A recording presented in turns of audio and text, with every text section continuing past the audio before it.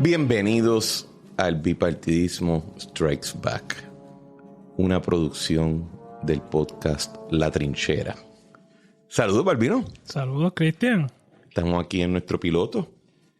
Esto está de lo más interesante, aunque yo creo que tuvimos el piloto... El piloto con la producción del... ¿Cómo que se llamaba el debate? The Advocates. The Advocates, sí. Bueno, y vamos a aprovechar a hacer un poco de introducción a toda la audiencia. La realidad es que el episodio de The Advocates tuvo una recepción muy positiva en el podcast. Incluso lo comentaron en otros programas. Y dentro de eso, siempre cuando yo había pensado en La Trinchera, se me había ocurrido pues, la idea de en algún momento tener una segunda línea que tuviese que ver más con asuntos evergreen, perdón, La Trinchera evergreen, ¿verdad? La entrevista, yo creo que su propósito es que son relevantes en cualquier momento y tienen la intención de también crear un espacio ideológico y político bastante diverso, pero siempre tenía dentro de mí la piquiña de hacer una segunda línea que fuera más current events y para hacer más contemporáneo. Correcto, y seguir un poco la línea de las elecciones y la política ya en niveles de menos altitud. Y ciertamente tú y yo compartimos muchísimo. Hemos trabajado cosas en conjunto, así que dije, si vamos a hacer algo del bipartidismo, pues definitivamente tengo que buscar al último atisbo de Lela, a Luis Balbino, como dice Iván Rivera. Bueno. Aunque Iván se lo dedica a Tatito. Yo creo que sí, de Tatito. Yo no creo que Tatito sea... Iván Rivera le dice el último atisbo de resistencia ante la ola avasalladora del PNP. Fíjate, yo creo que lo opuesto. Yo creo que Tatito es más estadista que otra cosa. ¿Tú crees? Sí. ¿Y él lo diría abiertamente? Sí, lo diría. Yo creo que Tatito, lo que pasa es que en el 2024 y de la forma en que se ha manejado el tema de la estadidad, yo creo que sobre todo desde Rosselló, papá, Ricky, con Pierluisi no tanto, el PNP ha sido un partido de estadidad ahora, ¿no? Okay. Vamos a empujarla ahora. Y yo creo que hay mucha gente en el Partido Popular, hasta cierto punto me incluyo, que no es que tenga una oposición profunda, existencial con la estadidad, sino que sea más bien un asunto de cómo, de dudas de si realmente se puede lograr y si realmente es buena idea. Yo creo que Tatito está más por esa línea. Okay. Yo no creo que Tatito sea muy Hernández Colón, él es como está, el pacto, esa no es la línea. Esa no es la línea. Yo creo que también yo siempre yo llegué a la conclusión de que la necesidad de que el Congreso ratifique un plebiscito es porque segundo que el Congreso lo pida, pues mucha más gente se va a sentir cómodo de votar por la opción, porque mientras que no esté ratificado, nadie le va a dar la razón a Tomás Rivera Chatz o a un Rosselló o a un Pierluisi del tema. No, y también está el asunto de si para qué yo voy a pedir algo que no me van a dar, entonces, por orgullo, ¿no? El elemento del pitiyanqui que le decían antes. Y también está el elemento fuertísimo, yo creo, entre los mismos populares de el territorio incorporado. Esa vaina, sí. Eso yo creo que es un tema que podemos explorar más en otro episodio. Yo creo que es un tema que merece un episodio. Sí, definitivamente, un episodio completo. Pero también otro de los propósitos de esta línea del podcast, que nunca va a ser un producto separado, va a estar en el feed de La Trinchera, así que no se preocupen, no tienen que seguir añadiendo podcast a sus suscripciones. déjame ver cómo yo lo pongo. Estripiar la palabra libre un poco. Bueno, hay unos podcasts peculiares. Ellos dan tanto contenido, pero no. Pero Albelo nos mantiene al tanto. Claro, siempre, y nos envía los extras. Yo no los escucho, pero Albelo los escucha por nosotros. Yo leo las descripciones y si suena particularmente jocoso, lo escucho. Yo le he dicho que es como en los buenos tiempos de Caribbean Business, que tú lo leías y tú decías, diablo, ese Puerto Rico suena brutal, me encantaría verlo. Mi parte favorita pues la parte de palabra libre, yo le escuché, ese Puerto Rico esa política suena súper interesante, estaría bueno para una serie. Bueno, West Wing, versión boricua. Pero había una columna a la parte de atrás de Caribbean Business que a mí me encantaba, que se llamaba Chismes. Y después de, ya más viejo, me enteré quién era la fuente de la columna de Chismes. ¿Quién era? No puedo decir, pero tú lo conoces y yo lo conozco. Ok. Y ahora entiendo. Vamos a ponerlo así. Ahora mismo, si está escuchando eso, está fumando un Marlboro Red. Ya caí en cuenta. Muchas alertas, ¿verdad? Sí. El tema que vamos a comenzar, que ha sido... yo estaba esperando que se iba a dar una vista. Se dio. No, pero no se dio nada. Lo que fueron posponerla. Y la vista... Balbo, danos el intro al tema. Bueno, vamos a cogerlo por partes porque realmente todo esto comienza con cómo los partidos escogen sus candidatos. En el 1960 por ahí se empezó a hablar de primarias. Antes en Puerto Rico los partidos escogían sus candidatos como los partidos europeos. Pues más o menos por la asamblea o adeo. Era como un sistema medio...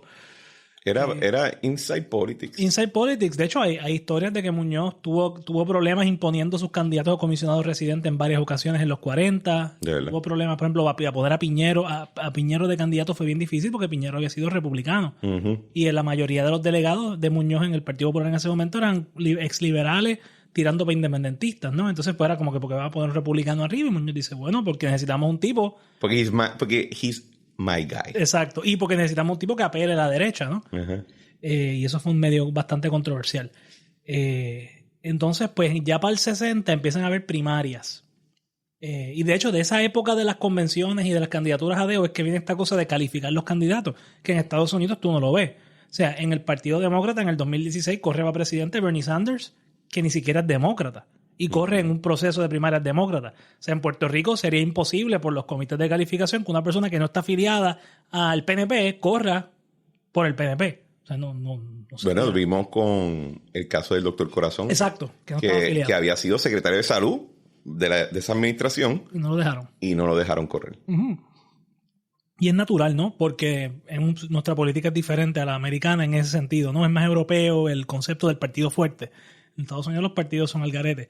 ¿Qué pasa? Cuando ese sistema enfrenta su crisis más grande en el 68... antes que tú dices eso, esto es un tema que yo he encontrado bastante interesante. En Estados Unidos hay partidos estatales que su única función es tener su columna y después vendérsela a los partidos nacionales. Bueno, en los estados donde se hablan de alianzas políticas, donde los partidos grandes hacen alianzas con partidos chiquitos, el ejemplo que se usa mucho es Nueva York. Y en Nueva York hay un partido que se llama el Partido Liberal que perdió su franquicia, de hecho, en los 2000.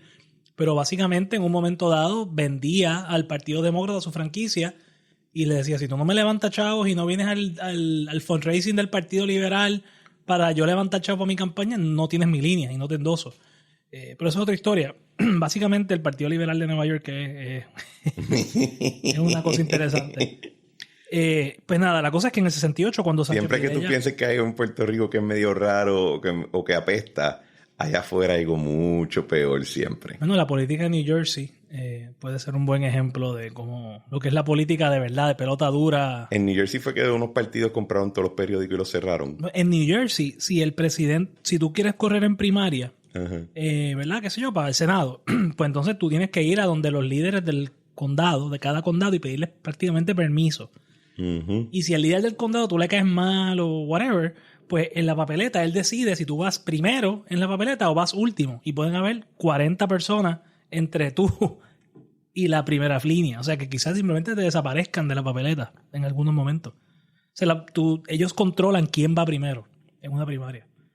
Y eso se llama The County Line, y eso es un asunto bien controversial. Pero nada, en Puerto Rico en el 68, obviamente la historia de Sánchez Vilella, que es yo digo que Sánchez Vilella es, y no quiero ofender a nadie, es el Vietnam del Puerto Rico moderno. Todos los boomers, su punto de referencia es 1968. Este momento donde Sánchez Vilella era el gran liberal, que no lo era, pero se proyectó después eventualmente como tal. Y lo reescribieron como tal. Y él mismo se retconned a ser mucho más liberal de lo que era. Hay grabaciones de Sánchez Vilella dándole informes, grabaciones en audio que yo he escuchado, de Sánchez Vilella diciéndole a Lyndon Johnson quiénes eran los comunistas en Puerto Rico, e informando sobre gente. O sea que no era eso de que él arrancó el teléfono, que hablaba con el almirante. Quizás él arrancó el teléfono para el almirante. O quizás una vez endiablado y lo convirtió en un acto. Pero el teléfono a la Casa Blanca no lo desconectó nunca. Nada, entonces pues en el 68 pues Sánchez Vilella dice, yo tengo el derecho a primaria, yo quiero una primaria, y Muñoz dice no, va a ser por asamblea como siempre se ha hecho. Y algunos amigos hemos llegado a la conclusión que realmente Muñoz sabía que en una primaria que Sánchez Vilella hubiera ganado. Y pues él no quería que fuera Sánchez porque tenía un problema personal con él. Nada, la cosa es que Sánchez Collado Schwartz dijo, yo creo una vez que él vio encuestas viejas de Vadillo y que Sánchez Vilella hubiese ganado, supuestamente. Sí, eso yo lo he escuchado, pero lo he escuchado también del punto de vista de que la excusa que usa Muñoz de que había muy poco tiempo para una primaria no era real. Que había tiempo, porque en otras ocasiones se hizo. Pero nada, la cosa es que Muñoz no permite la primaria, y una de las promesas que hace Hernández Colón en el 72 para ganar la gobernación y atraer la gente a Sánchez Vilella es decir, hay un derecho a primaria, y desde 1972 hacia el presente la primaria es la regla, el método alterno es la excepción. ¿Qué pasa? Que los partidos chiquitos en Puerto Rico realmente, sobre todo el PIB, que es el partido chiquito histórico, y el PSP, al PIB aquí le vamos a decir el condón, el Partido Independentista y el Partido Socialista de los 60 y 70, esos partidos no tienen suficiente electorado para que sea relevante hacer una primaria. O sea, no hay por qué abrir 1,000 colegios en toda la isla para que los pipiolos vayan a votar. O sea, van a hacer una asamblea. Y los partidos pequeños en Puerto Rico siempre han hecho este reclamo de que ellos en realidad tienen un electorado masivo escondido. Y nada te va a socavar ese argumento más que una primaria que voten donde numéricamente se ve que no es real. Exacto. Entonces, pues nada, eso no es, ¿verdad? Eso es perfectamente válido. De hecho, en Estados Unidos las primarias surgen porque originalmente eran convenciones y eran representativas. Lo que pasa es que eventualmente hay tanta gente que no cabe en un salón, en un partido, el Partido Demócrata o el Partido Republicano, y dicen, pues mira, en vez de hacer una asambleíta, pues yo hago una primaria. Y es lo mismo. Exacto. Nada, la cosa es que la ley electoral de Puerto Rico no permite las coaliciones. No permite que un partido comparta candidaturas, y el PIB y Victoria Ciudadana hicieron este acuerdo donde ambos partidos de competencia fraternal. Sí, donde ambos partidos llegaron a una división informal del electorado. Vaya la aclaración que la primera competencia fraternal en el libro del Génesis terminó en un asesinato. El pobre Abel no lo vio venir. Abel era el victorio. Pues yo creo que aquí queda claro que el hermano mayor usualmente triunfa en estas cosas, y el PIB ha sido muy efectivo. La cosa es que, como la primaria es la regla, a menos que haya un candidato único, hay primarias. O sea, si en el Partido Popular, por ejemplo, Pablo José es el único candidato que radicó para comisionado. Así que pasa el periódico de erradicación de candidatura, Pablo es certificado como el candidato del Partido Popular. En el PNP, pues pasa eso en Bayamón, por ejemplo. El alcalde de Bayamón no tiene primarias, pues él es el candidato único, ya se acabó. En el PIB, Juan Dalmau, candidato único, se acabó. Pero en Victoria hay más candidatos que plazas para legislador por acumulación, para la Cámara por acumulación, para el Senado por acumulación y para comisionado, para las tres. Y unas cuantas candidaturas sueltas en la isla, sí. Sobre todo legislativas. ¿Qué pasa? El reglamento de la ley electoral dice que si tú aunque no hagas primarias, aunque sea un método alterno, tienes que conseguir endosos si la candidatura no es única. O sea, si hay más de un candidato el 1 de enero del 2024, tiene que recoger endosos. Ese reglamento siempre ha existido. No. Eso es nuevo. Bueno. Eso fue lo que se aprobó, porque la controversia... Siempre ha habido reglamento de la ley electoral, siempre eso sí. Lo que estamos discutiendo es una demanda que presentó licenciado Iván Rivera, de Noti1 en A Palo Limpio, todos los días a 8 de la mañana. Con Ramón Rosario. Presentó una demanda representando a tres electores. Tres candidatos, perdón. Tres candidatos populares. Bajo un concepto de legitimación de que el derecho del elector, y está diciendo, mira, el reglamento que se aprobó en verano requería que si tú no presentabas al candidato único antes de enero 2 o diciembre 31, whatever, pues entonces puedes utilizar el método alterno. No tiene que haber primaria, pero tienes que recoger en 2. Pero tienes que recoger en 2. Que son 8,000 para gobernador y comisionado, 3,000 para los candidatos a legislador. Y entonces en Victoria Ciudadana, como iban a hacer el método alterno, ninguno buscó endoso. El reglamento de Victoria Ciudadana dice, el reglamento del partido dice que no tienes que buscar endoso. Internamente. Y la información que ha trascendido es que varios candidatos de Victoria, sobre todo Ana Irma Rivera Lacén, dijeron, mira, yo consigo los endosos, dame el mecanismo para conseguirlos. Pero el partido dijo que no querían hacer la comisionada electoral. La comisión electoral y el reglamento del partido, ¿no? Que prevalece si no contradice el reglamento. Entonces aquí hay un problema de jerarquía de leyes. El código electoral no requiere los endosos, pero tampoco dice que no los puedes reglamentar. No los puedes pedir. Dice, sí. Guarda silencio. Dice que hay que coger endosos para primaria. Y también dice que el método alterno se permite como excepción a la primaria siempre y cuando obtenga las mismas garantías procesales de la primaria. Por ejemplo, el voto tiene que ser secreto. No puedes obligar. Tiene que haber...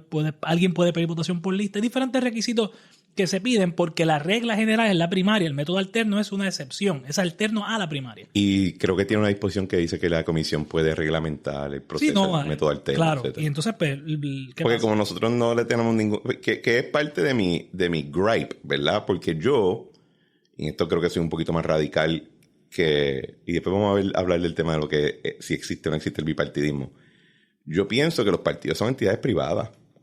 Y si son entidades privadas, no obstante que ejercen un rol en la vida política pública de Puerto Rico, ellos deben tener total, completa y libre discreción ¿De cómo? De cómo y de a quién postulan. Punto. O sea, yo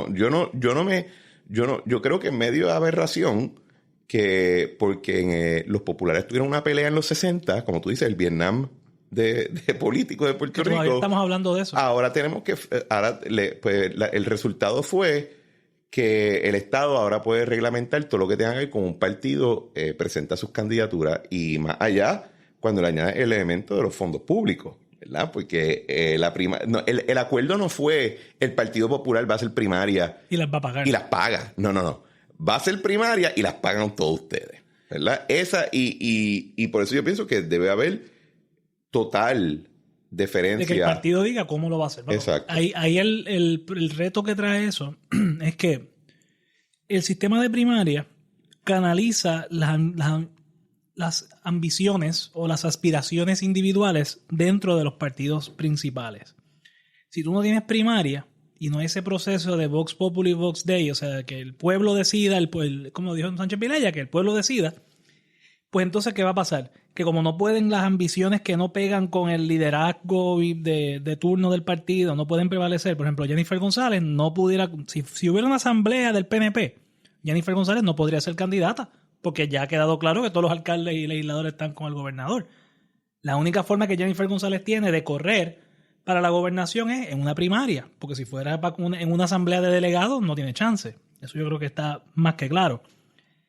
¿Qué pasa? Si no hay primarias, entonces en vez de haber un bipartidismo fuerte, gente como Jennifer dice, pues tú no me dejas entrar en este partido, yo monto mi propio partido.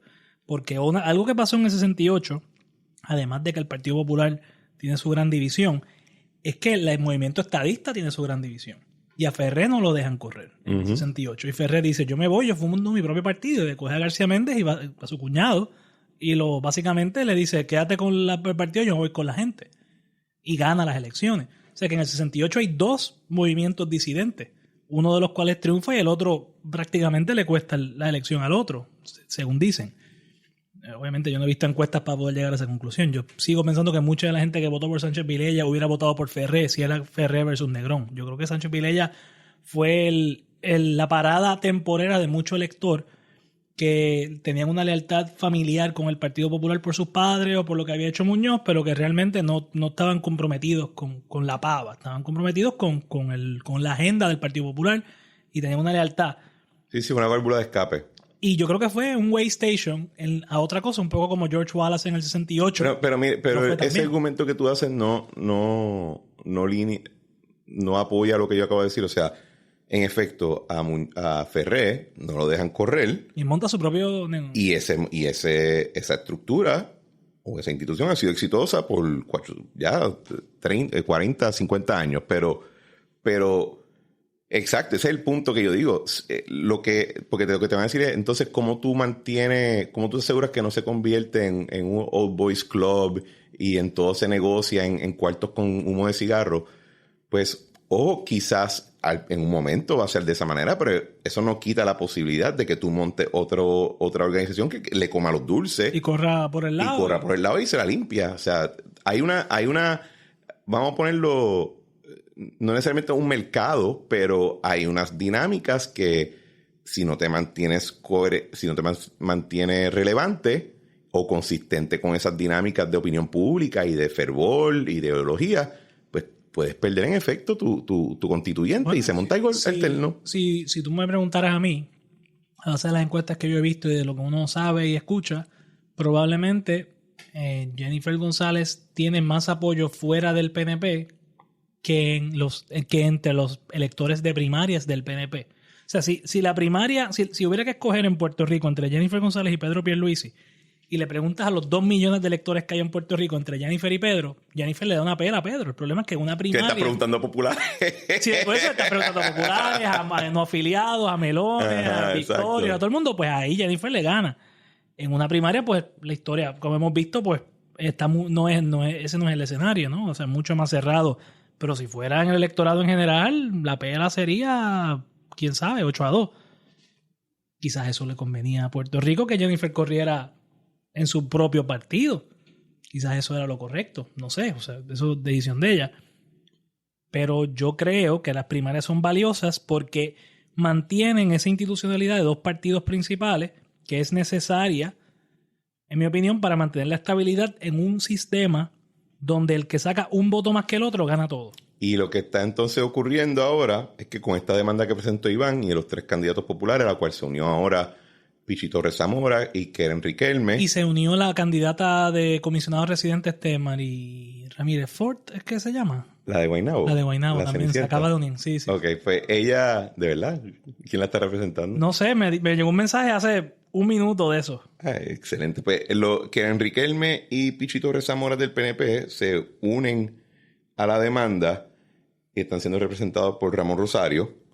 Y el efecto, lo que se está solicitando a última instancia es que el tribunal diga, bueno, como no se siguió el reglamento, Victoria Ciudadana se quedó sin candidato para el puesto de comisionado residente y sin candidato para los legisladores por acumulación. Exacto, que eso es importante. Y Torres Gotay en el Nuevo Día dijo que si eso ocurre va a haber un verano del 2024. Bueno, él dijo 2 cosas. En defensa de Benjamín, que es un tipo que creo que a veces es demasiado cínico, pero no creo que es injusto en muchas ocasiones.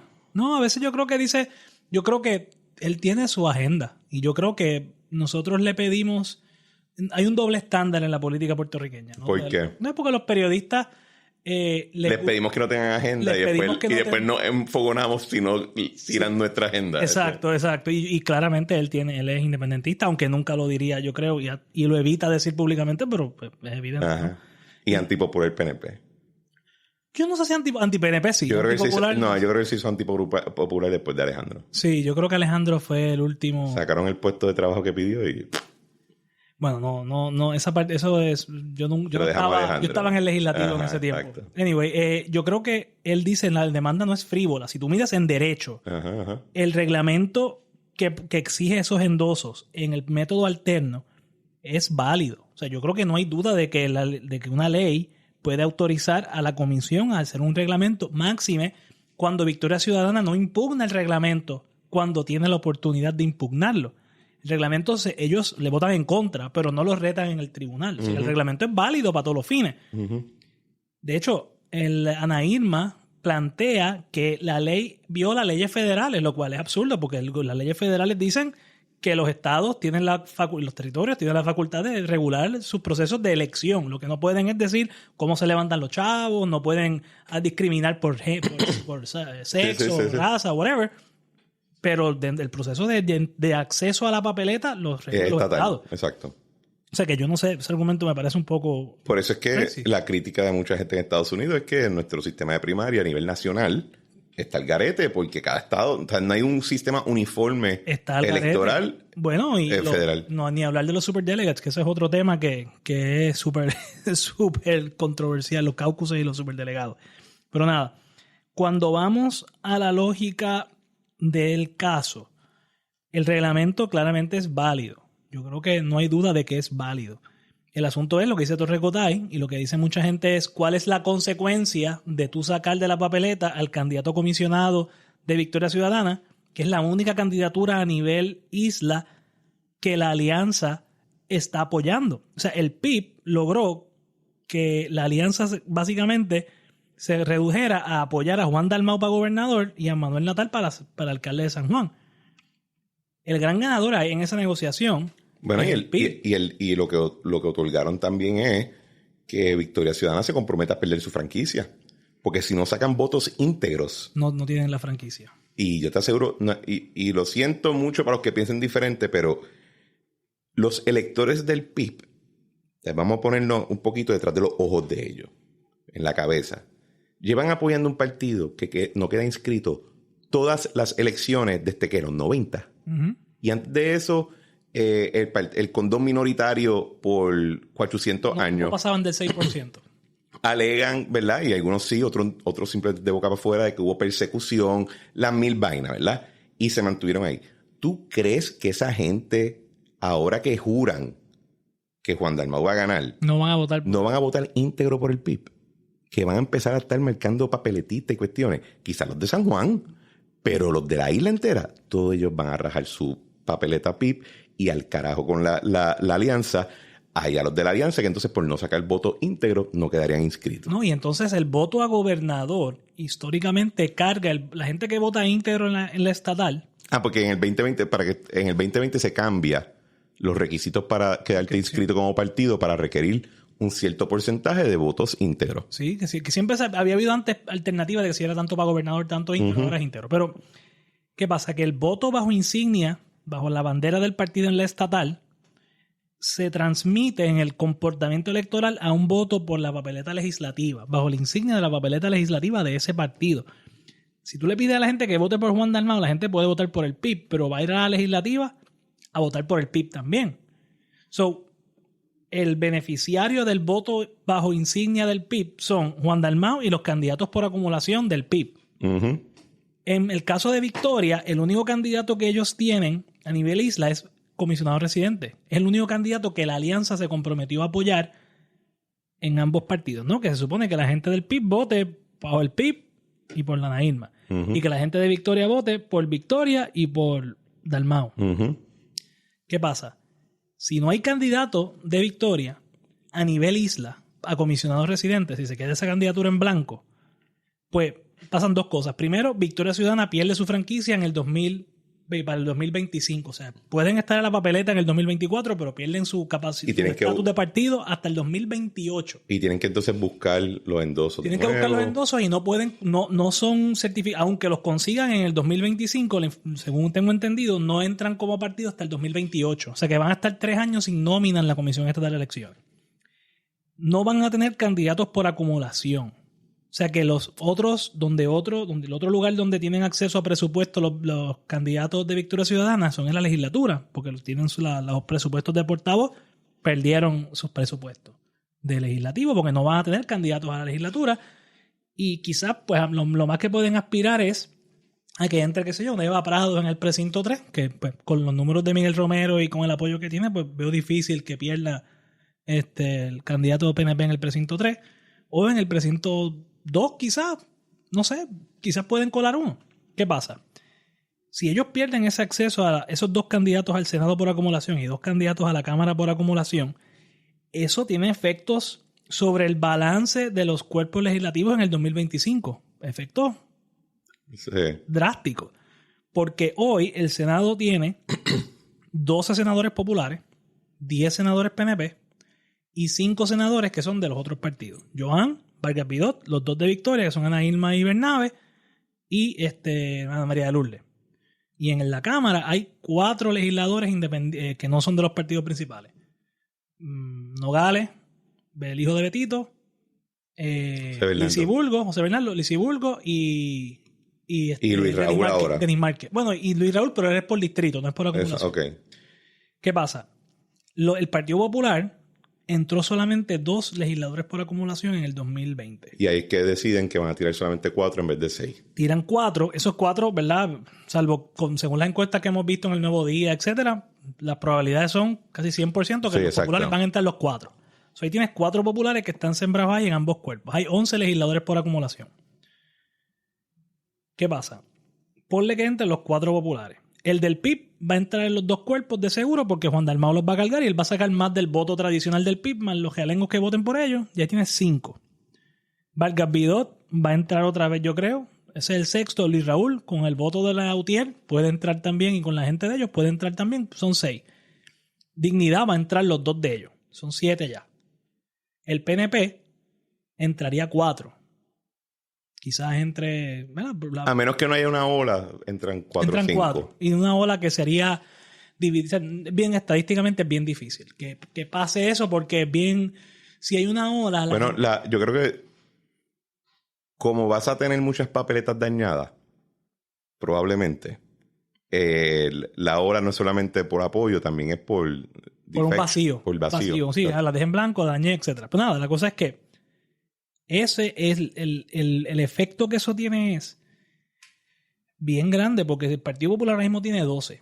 Si entraran 2 más por acumulación en el Senado, tendría mayoría absoluta. Así que el PNP para poder recuperar, para poder ganar la mayoría necesita capturar 4 senadores de distrito. Tendría que ganar 2 distritos adicionales, que no es tan fácil porque el Arecibo lo pueden ganar, pero los otros distritos de Mayagüez, Ponce, Guayama y Humacao son distritos que el Partido Popular históricamente ha tenido buen apoyo. Okay. Así que pues eso te altera el balance del Senado, sobre todo.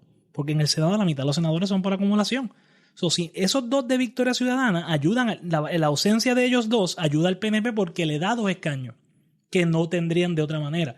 Si entraran esos 2 candidatos de Victoria Ciudadana en ambos cuerpos, quizás el PNP sacaría 2 senadores por acumulación y 2 representantes por acumulación. Y eso le haría bien difícil al PNP organizar la legislatura. ¿Y por qué entonces? Tener una mayoría, cuando dice organizar, me refiero a que tenga una mayoría de 14 votos en el Senado y 26 en la Cámara. Entonces, ¿por qué tú piensas que en esa dinámica... O sea, ¿de dónde viene esta cuestión de que va a haber un verano el 24? Es que precisamente... O sea, esa es la cuestión que... Me llevo tardando en explicar 5 minutos todo Exacto. esto. Las cosas que movilizan al electorado y a la gente no suelen ser esta cosa de que, bueno, en el 2025, cuando Dalmau llegue al Senado y venga a buscar votos de Joan, está uno aquí. ¿Cómo tú explicas eso? Primero que a la gente el asunto legislativo casi no le importa. O sea, el tema legislativo lo nominamos nosotros porque lo bregamos y hay muchos temas para la confirmación de jefes de agencia, temas presupuestarios, legislación técnica, pues sí es relevante.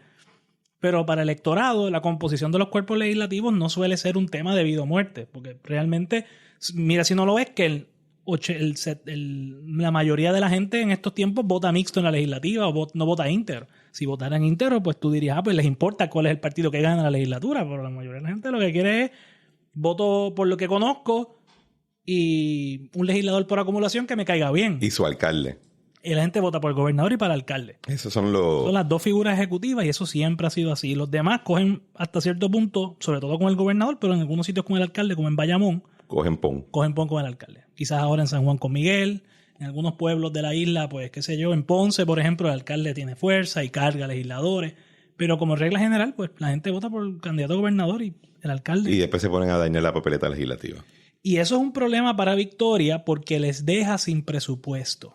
Y la parte que la gente quizás, y nosotros yo creo que no tenemos miedo de decirlo, o sea, parte fundamental de un sistema político democrático electoral es patronazgo. Es tener gente que tú le contrates en la legislatura. Tú tienes que tener una infraestructura y pues hasta cierto punto se ha creado una tolerancia con que esa infraestructura en parte tú la mantienes, sea en la legislatura o la mantienes en la Comisión Estatal de Elecciones. Una cabeza de playa. Eso es patronazgo. No, y porque organizar un partido político, o sea, yo trabajé en la legislatura, un legislador, nuestra política ha descendido a la farándula. La época de la política de masas, de llenar un meeting con miles de personas, un cierre de campaña pasó. Nuestros políticos, ¿verdad? Básicamente para ser electos tienen que estar todo el día en televisión para que la gente los conozca, y el efecto de eso, como tú has dicho en privado muchas veces, es que se convierten en talento de los programas de televisión.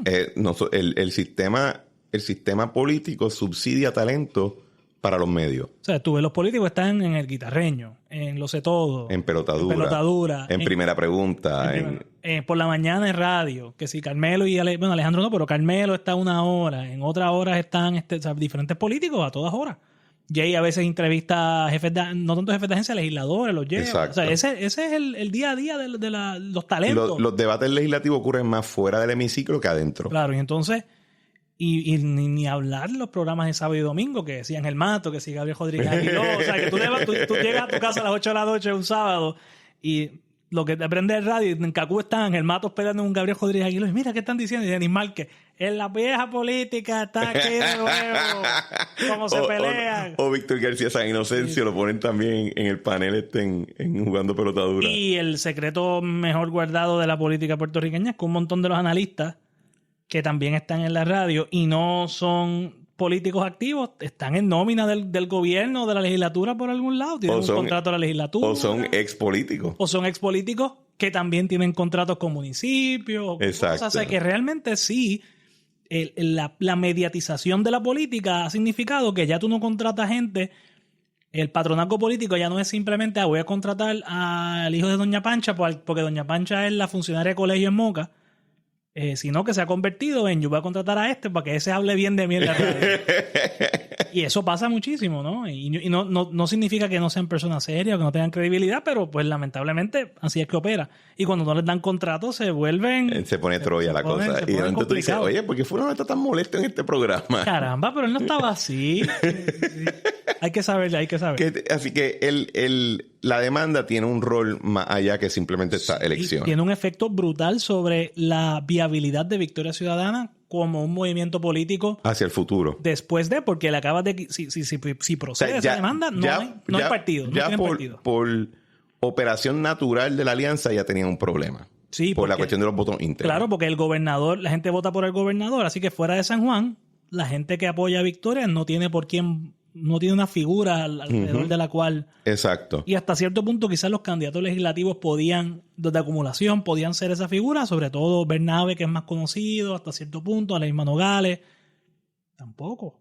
Pero para cuestionar un poco este argumento de que esto es un ataque del bipartidismo, no todo el mundo en el Partido Popular y en el Partido PNP están de acuerdo con esta demanda. El PNP Tomás Rivera Chats, por ejemplo, tiró su mensaje diciendo que diablo hacen todos estos PNP uniéndose a estos populares, que lo breguen ellos. Willy Villafañe está en contra de la demanda porque piensa que si Ana Irma no está en la papeleta, Pablo le gana.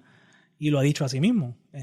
¿Él dijo eso? Bueno, no, dijo que no creo que dijo. Ahí, pero todo el mundo sabe que lo que él quiere es que... Sí, cuando alguien dice es que hay que defender la democracia, está defendiendo en realidad un cálculo matemático, probablemente. Sí, bueno, él piensa pues en los melones, que yo honestamente estoy de acuerdo con lo que dijo Ferdinand Pérez en estos días, de que el Partido Popular no tiene mucho que buscar a su izquierda, en términos de que la gente que... O sea, si tú de verdad eres independentista con el auge de todos estos movimientos, difícilmente vas a ver el meloneo como una posibilidad. O sea, alguien que es ideológicamente independiente. Yo creo que sentamos las bases bien cuando ya se presenten todos los escritos y si tienen la vista en marzo, ahí podemos revisitar el tema, pero creo que hiciste súper bien en explicarle a todo el mundo por qué la demanda, no es simplemente un asunto de... ¿Y por qué importa? Porque importa en el sentido de que va posiblemente, y esto es lo que estabas diciendo, el PIB ganó en la negociación de la alianza, porque solamente dejó a Victoria Ciudadana con la posibilidad de tener un candidato fuerte en San Juan, donde de todas formas Natal ya había bajado al PIB a 1 o 2% de la alcaldía. Creo que Adrián sacó como 2 o 3. O sea,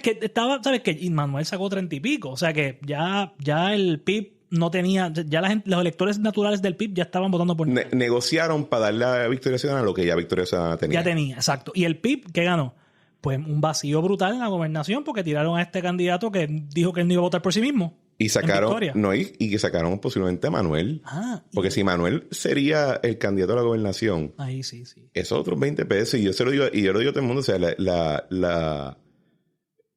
hay gente, en la política, este elemento de carisma, tú naces con él o no tienes, y el macho nació con eso. No, Manuel es un tipo carismático, lo conozco hace muchos años, y un tipo inteligente y hábil. Y habla no es muy bien. trabajador, pero hay gente que puede salvar el semestre. Pero es que en la política, honestamente, con la política mediática que tenemos, y ese es el gran reto del Partido Popular, y lo podemos hablar en otro momento, el gran reto del Partido Popular es que no tiene figuras mediáticas. Es que no tiene figuras mediáticas. Las que tiene, todas ninguno quiere correr necesariamente, excepto los bien jóvenes que no han corrido, pero muchos de los que salen en los medios son gente que ya corrió y no tiene interés en pasar, correr para gobernador o para comisionado o por acumulación. Tienen que estar corriendo toda la isla, o sea, es una cosa. Yo a veces hablo con mis amigos míos que son candidatos a nivel isla y es como que, ¿a dónde estás hoy? Estoy en Comerío. Mañana estoy en Aguadilla. Ahí bonito, en esta feria. Y a veces tú te tiras para Aguadilla y cancelaron el evento en Aguadilla y tú tienes que volver y no pasó nada. Hicieron una actividad que el tipo de la avanzada no hizo el trabajo bien, llegaste allí y lo que habían eran 20 personas y 15 son candidatos. Pero quiero coger el pie forzado de por ejemplo, el tweet que tiró Tommy preguntando qué hacen PNP uniéndose a esa demanda de Populete. No lo dijo esa palabra, estoy yo parafraseando. Para hacer la pregunta forzada de este piloto, ¿el bipartidismo existe, sí o no? Bueno. Porque y yo te voy a dar la narrativa que nadie la ha articulado de esta manera, pero yo la he percibido de mis discusiones con mucha gente del PNP que son más de base, que gracias a que ahora estoy en radio y televisión y cosas, pues encuentran sumamente interesante pararme cuando estoy haciendo una dirigencia y hablarme el tema. Y sabes que se lo agradezco porque aprendo mucho más de lo que aprendo hablando con gente que piensa igual que uno. Con la nomenclatura, ¿verdad? Sí. Y la narrativa es la siguiente. Chico Cristian, que ahora que por fin, después de 50 años peleando con estos populares, les rompimos la quijada, los tiramos al piso, estamos a punto de ganarles y ahora nos metieron con ellos en el bipartidismo. Nosotros los odiamos porque nos están metiendo juntos en este papelón. Y yo creo que si tú escuchas a muchos populares de base, probablemente te dicen lo mismo. ¿Qué diablo es eso del bipartidismo? Yo odio a todos estos corruptos, estadistas, entregados.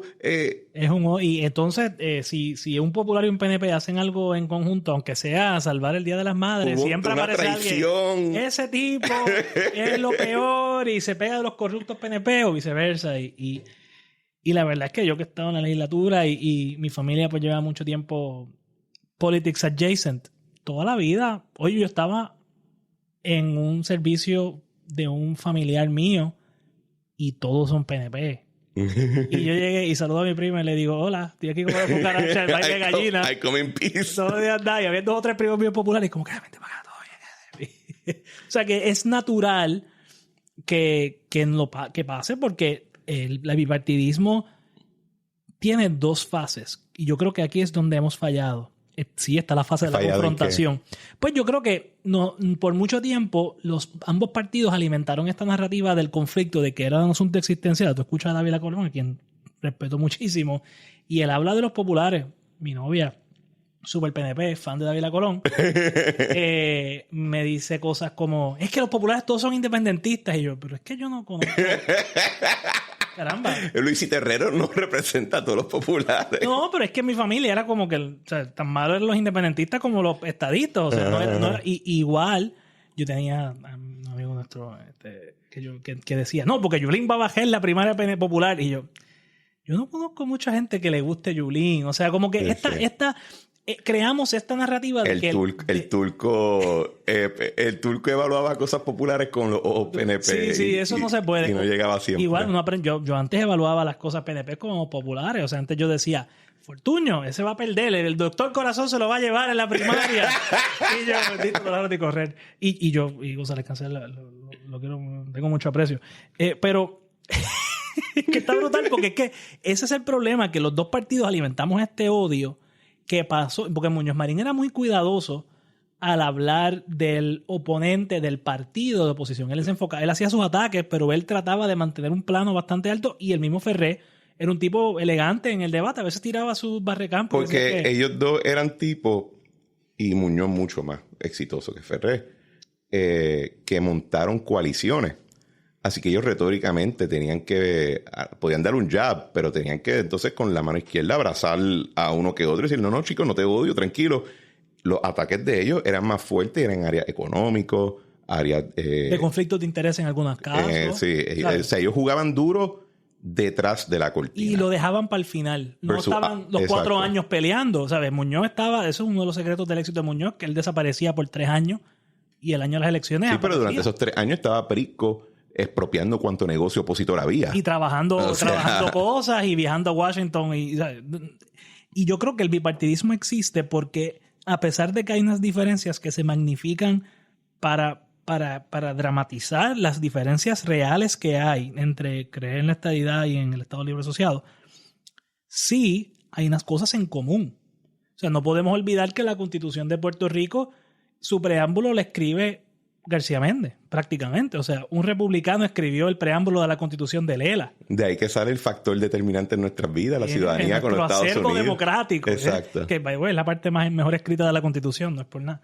Esa parte de la ciudadanía, porque es la parte que le prestaron más atención porque había que llegar a un acuerdo. O sea, que está admitiendo que las mejores partes las escribieron los estadistas republicanos y las partes de derecho que fueron los socialistas estadistas también. Así que la gran obra de Muñoz fue estadista. La gran obra de Muñoz fue hacer que los estadistas y los socialistas votaran por su vela. Eso es lo genial. En eso, el final, el resultado fue lo que él quería. Así que pues por eso que Muñoz era tan hábil, porque Muñoz jugaba con eso, ¿no? Muñoz buscaba el centro y lo lograba, y lo logró construir, obviamente. Él era una figura única que no se vuelve a repetir porque no había nada antes. No había, lo que había antes de él era un vacío. Sí, porque la figura está enmarcada en un tiempo que tampoco va a volver. Exacto. Ya no va a volver. Ya hay eso no hay un vacío tan grande, ¿sabes? Así que tú crees que el bipartidismo existe. Yo creo que existe. El problema es que nosotros mismos nos hemos convencido de deslegitimizar al oponente. ¿Sabes? Para muchos populares, ser estadista es algo que es inaceptable, y para muchos estadistas ser estado librista es algo inaceptable, pero al final ambos creen en la ciudadanía americana, ambos creen que nosotros debemos tener una relación con Estados Unidos, diría que ambos creen hasta en el voto presidencial, ambos creen que nuestra identidad hay que protegerla, porque yo no conozco bien poquitos estadistas que te dicen, no, a mí no me importa el equipo olímpico. Te dicen, bueno, me importa, pero hay cosas más importantes que eso, ¿verdad? Uh-huh. Me da mucho orgullo que gane Mónica Puig. Yo lo que digo, ya Mónica ganó el oro, ya se acabó. No hay check. Ya check. Mónica nos dio ese Pero regalo. sí existe. God bless her heart, pero ya se acabó. Pero esa es la cosa. Nosotros nos entramos en estas discusiones tan profundas, tan violentas. El otro día yo escuchaba La Trinchera de Charlie Rodríguez, a quien también le tengo mucho aprecio. Uh-huh. Y él habla de los populares con un odio. Y yo digo, pero si yo me sentaba en la de Charlie en el hemiciclo y hablábamos de la vida y que vamos al prójimo, pero ¿que dónde salió este odio? Y él, no, porque ese es el enemigo. Y yo creo, mira, yo te voy a dar la visión mía. Primero, el bipartidismo, entre comillas, que se está hablando allá afuera, ahora mismo en la discusión mediática, es criatura del PIB y de Victoria Ciudadana, y hasta un cierto punto de Dignidad, pero ellos como que no se han querido, como Dignidad en realidad es un partido que se ha nutrido más de ex populares y ex PNP. Sobre todo de ex PNP. Bueno, ahora, pero eso fue en el pasado cuatrenio. Ojo lo que va a pasar ahora con ustedes. La creación esta que estamos hablando, que es lo que, tripeando una palabra libre y a Lalo y a Duprey, eso es una creación de ellos porque responde a sus intereses electorales. Porque ellos quieren estar el número 1, pero tengo que tumbar al que está ahora número 1 y número 2. en alternancia, ¿verdad? Así que ellos han creado esa figura. El bipartidismo existía en términos procesales, en el sentido que la manera que la Constitución está escrita, que el sistema electoral fue legislado y que tradicionalmente ha operado, pues solamente había espacio para 2. Sí, porque es mayoritario. El que saque un voto más que el otro. Así que dividir los votos no es proporcional. En sistemas proporcionales, pues como en Colombia, hay 37 partidos. Exacto. Pues, aquí no. Pero el bipartidismo existía ahí como un asunto procesal. No existía como un asunto ideológico. Ideológicamente, lo que permitía lo que tú dices, ¿verdad? De que pues, ambos creen en la ciudadanía, etcétera, etcétera, etcétera, es que estaban girando contra el consenso en Estados Unidos. Un consenso neoliberal, electoral democrático republicano, que entonces eso nos permitía pelear por asuntos fundamentales, pero cuando venía la parte administrativa no tenía que haber la diferencia era, pues, los populares creen en menos privatización que los PNP, pero está totalmente enmarcado en el funcionamiento ideológico de los Estados Unidos. Trump rompe ese consenso, se abren de nuevo las puertas de discusión, el cambio en el Tribunal Supremo... Trump y Bernie. Claro, y el cambio en el Tribunal Supremo implica que hay otras cosas que no habían estado abiertas a discusión, de momento han vuelto a estar abiertas a discusión. Así que... El aborto y el patronazgo político, por ejemplo, que eso viene por ahí, que el gobierno permanente burocratizado probablemente no está sobre la mesa si va a seguir o no. O sea, piénsalo, los demócratas ¿por cuántas décadas aguantaron el Congreso? 40 años en la Cámara y de 70 tuvieron 66. Ok, entonces el Tribunal Supremo ha sido progre... Hasta ahora. Hasta ahora. Así que estamos hablando de casi 100 años donde había un consenso obligado por simplemente las fuerzas políticas que controlaban las circunstancias. ¿Qué pasa? Que cuando tú abres esos temas a debate, nuevamente, a nadie le debe sorprender que fuerzas que estaban obligadas a hacer coalición con el Partido Popular y el Partido PNP, de momento se liberan. Sí, porque, por ejemplo, antes Pedro Rosselló, que la gente se olvida, pero yo recuerdo, aunque era un niño... Que es un libtard. Pero Pedro Rosselló en el 92 era, vamos a enseñar en las escuelas religión, vamos a oración todos los días en las escuelas públicas, vales educativos, Dios por delante. O sea, Pedro Rosselló sonaba como un republicano en los 90. Pero tú podías fácilmente enmarcarlo a él. Pero él no podía hacer muchas cosas porque él no hablaba de aborto. Él iba donde, qué sé yo, ¿cómo se llama? Rashki, y le decía, Rashki, yo simpatizo contiro, pero yo no puedo hablar con el aborto porque soy inconstitucional. Pero mira cómo tú dices eso, pero quizás viéndolo desde nuestro ángulo acá en la isla. Pedro Rosselló te encajaba fácil en la columna de Third Way Democrats, sí, de Clinton, de Al Gore y esa gente. O sea, él no tenía ningún tipo de diferencia con ellos cuando se mudaba allá, incluso en esos temas. Bajo Clinton es que se hace la reforma criminal que metió a medio mundo preso. Bueno, Clinton decía que el aborto el Defense of Marriage Act. Clinton decía que el aborto debía ser seguro, legal y raro. Y escaso, ¿no? Y poco escaso, común. Exacto. Así que en la medida que todos estos temas se han vuelto a la discusión... Porque ya no está el Supremo para cejarlo. No está el Congreso, el filibuster. No está... Correcto. Todas esas cosas se abren, entran nuevas fuerzas y en Puerto Rico el efecto es que estos movimientos, estas corrientes... Estos temas. Porque se liberaron. Son candidaturas de tema. Por ejemplo, la marihuana. Yo moriré convencido de que lo que permitió a Lúgaro, además de que es una mujer ¿verdad? Carismática, lo que permitió a Lúgaro hablarle a un montón de jóvenes fue la marihuana. No que se te haya arrebatado. Pero ella fue la primera. Ella fue la primera persona que dijo, oye, quizás fumar hierba. Ella fue la primera que dijo, I did not inhale. Ella fue la primera que dijo, oye, en el tema del ateísmo, que ella fue la primera candidata que dijo, yo soy atea. Eso le costó quizás en el electorado mayoritario, pero un montón de jóvenes dijeron, mire, ¿por qué esta mujer dice esto? Hay que dársela. Ella fue la primera que le habló a muchas de estas personas que llevaban toda la vida, como tú dices, encajonados y teniendo que ser populares porque los PNP son peores. Y viceversa. Entonces, de repente, el PNP, que antes era un partido republicano, ha tenido, los últimos candidatos del PNP han sido Fortuño, que es un republicano de estos en temas sociales personalmente conservador, pero no era su bandera. Ricky Rosselló, que estaba a favor de legalizar la marihuana, etcétera, después que ganó, porque antes que ganó era el candidato de los pastores, y Pedro Pierluisi, que es un demócrata. y, ¿sabes? Pone la fortaleza de los arcoíris, el color de los arcoíris la semana de Pride Week. Sí, yo tengo que admitir que Pedro a veces peca de woke. Y entonces el Partido Popular tiene a Charlie Delgado que pues, dice vete y no peques más sobre el tema gay o está a favor, es pro-life. Pero esos eventos que tú dices resaltan solamente porque todos estos temas se volvieron a abrir. Claro, entonces históricamente el Partido Popular y el PNP, esas diferencias se notaban más porque había como tú dices, había un campo de discusión más limitado. Cuando tú abres el campo de discusión, de repente empiezas a decir, espérate, pero estos dos están más o menos como en en el centro. Y a la misma vez te pasa que tienes PNP que tú dices, ¿cómo es que estamos sentados tú y al lado uno del otro? ¿Verdad? O sea, piensa. Zoela Boy y Gregorio Matías. Gregorio Matías. ¿Cómo están uno al lado del otro? Bueno, Zoé ya no está en la política, pero ¿entiendes lo que te digo? ¿Qué pasa? Eso va a ser unos realineamientos ideológicos, claramente. Pero yo no creo que... Pero el bipartidismo que existe es puramente procesal. Y dentro de la... Motivado por las reglas electorales que hacen que si ganas por un voto, ganaste todo. Correcto. O sea, o el que gana la gobernación, aunque sea por un voto, ganó. Como hizo correcto. Y eso hace que la coalición la tengas que hacer antes de las elecciones, no después. El sistema europeo, que es parlamentarista, la coalición tú la haces después. No gané mayoría, pues tengo que hacer coalición con otra gente. En Colombia, las coaliciones son todo el tiempo.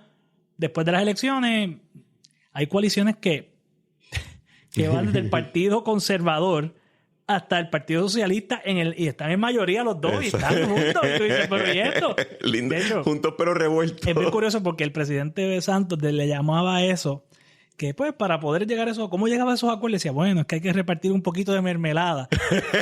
Y se quedó la mermelada. Ya le dicen al patronazgo político mermelada. Cada vez que yo hablo con el socio colombiano, digo que mira. Donde yo sí creo que hay bipartidismo, y esto no sería honesto si no lo admito, entre los operativos. Entre las personas operativas, como tú y yo. Ajá. Como gente en la radio y en televisión. Los que no estamos en el fragor del asunto electoral, sí se ha creado... Porque como somos las víctimas del ataque de los pelús culisucios de afuera... Pues es como que, espera, nosotros estamos aquí simplemente jugando el mismo juego que está jugando todo el mundo. Ustedes son los que nos están atacando. Y creo que como ambos son bandos de ataque, son víctimas del ataque, pues, y no tienen que bregar con el asunto electoral, creo que ahí sí se ha creado cierta tolerancia que antes no existía. Y la frustración que da el tener que escuchar a personas que no saben un cara de nada. Planteamientos absurdos. Ejemplo. Y para mí... Y yo lo siento, dirán que estoy echando miedo, pero es que es la verdad. Y es la verdad, cualquier persona que haya pasado 30 segundos en el Congreso sabe que es así. Tú tienes candidatos independentistas criticando el manejo de fondos federales. O sea, para mí eso es absurdo. Tú no quieres que estén esos fondos, tú dices que eso genera dependencia. Y entonces después vienes y dices, no, es que lo están usando mal. Pero si tú no quisieras que estuvieran y punto. Bueno, para mí el ejemplo más raro es cuando aplauden al FBI. O sea... El independiente no puede pasar 5 minutos sin recordarnos que fueron víctimas de persecución, comillas. Pero tan pronto el FBI arresta o acusa a un PNP o un popular, son pillos. Y tienen credibilidad absoluta. Y no hay más pichear al juicio, llévalo directo para la cárcel y ya. Ahí es que yo lo veo como que, wait, guys, o sea, estos no eran los malos de la película. Es que el independentismo es una reacción emocional. Pero tú no puedes gobernar a base puramente de emociones. Las emociones te impulsan a buscar algo, pero no es racional. O sea, en un país que la mitad de la economía depende de fondos federales, para ser conservadores, pues realmente es mucho más. Pues entonces, ¿de qué estamos hablando? O sea, tu idea de política pública, o sea, tú quieres que yo confíe en tu credibilidad y madurez y seriedad para gobernar un país cuando el principio organizador de tu ideología, el centro de tu pensamiento, de tu agenda para el país, es una cosa que es no solamente imposible, sino totalmente destructiva para el bienestar de la gente aquí. Entonces, pues, porque la independencia es, la mitad de la gente aquí coge cupones, recibe plan de salud federal, vivienda federal, las casas de la clase media son garantizadas, porque si no estuviera el FHA y Fannie Mae, Ginnie Mae, aquí no habría la tasa de... O sea, no habría forma de coger préstamos para vivienda. En el mundo no estadounidense, no todos los países tienen un mercado de bienes raíces residenciales. En Colombia la tasa de interés de una hipoteca residencial es 15%. Y en la República Dominicana el modelo hipotecario lo están montando ahora. Y nunca va a poder competir con el Estados Unidos porque el gobierno federal te garantiza la hipoteca. Por eso es que tú pagas 3, 5, Bueno, eso 6%. Es FHA. Sí, pero es una agencia federal. Igual Ginnie Mae y Fannie Mae también los empaquetan y son garantizados por entidades bajo el palio. Moral obligation. Sí, por eso que cuando tú miras la PECASPEL, los fondos en las escuelas, o sea, desde que tú naces hasta que tú mueres, el seguro social. Sí, pero eso, el asunto de la independencia no creo que eso es lo que crea que de momento haya más a mí también. No, yo creo que es que el hecho de que tengas que bregar, porque yo... Es que antes no teníamos que discutirlo porque nadie lo entretenía. Sí, como que simplemente eso no va a pasar. Cuando alguien te lo dice, da la impresión de que estás de acuerdo en todo porque tú tienes una diferencia real. Nosotros tenemos una diferencia real sobre un tema, que es por ejemplo la privatización, pero llega este tipo que te dice, no solamente hay que privatizar, hay que expropiar todo. No es que me ponga a privatizar, bueno, es que todo tiene que ese tipo en los 40 sería popular. Pero... bueno, Tocqueville, una de las críticas que Tocqueville le hace a Muñoz es que Muñoz no tuvo la valentía de expropiar la Telefónica. Y llega Hernández Colón, expropia la Telefónica and desastre. All hell breaks loose. Yo creo que también el otro elemento es que antes, en general, habían fronteras sociales mucho más fuertes. Por ejemplo, ¿verdad? Habían fronteras matrimoniales que excluían a los gays. Habían fronteras raciales, ¿verdad? Y eso también existía entre los partidos. O sea, parejas eran típicamente de un solo partido y no se mezclaban mucho. En la medida que todas las fronteras sociales han sido debilitadas, algunas para bien y otras whatever, we'll see, creo que ha llevado a que entonces este grupo de personas que todos interactúan en el mismo freaking edificio, que es la legislatura o en el edificio de la agencia o algo, pues de momento se empiezan a mezclar. Y tienes amistades, tienes parejas. O sea, que esa discusión creo que antes no se daba de la misma manera y ahora sí. Pues tu novia es estadista PNP, la mía estoy haciendo mis mejores esfuerzos para convertirla, pero cada vez que alguien habla de la 936 empieza a llorar de la nostalgia. Así que ese elemento, pero eso es una cuestión de socializar, eso no es de socializar y follar, no es necesariamente una cuestión de que existe un proyecto en común. Y yo no creo, genuinamente, que ese proyecto en común se va a parir. Es que yo creo que no existe y yo creo que nunca va a existir porque el día que, ponle, mañana Puerto Rico es Estado, se aprueba alguien, faltan todos los senadores republicanos ese día y viene Chuck Schumer, baja el proyecto de votación, se aprueba por consentimiento unánime, ponle. El West Wing Fantasy World de la estadidad. The proceduralist. Mañana somos Estado. Utopia. Somos Estado. Mañana, como tú dices, ¿tienes? No, yo siempre digo, lo que tú dices, que yo siempre digo, el día que no hagamos Estado, yo me voy a mear de la risa, porque yo voy a llegar al Partido Republicano, ¿verdad?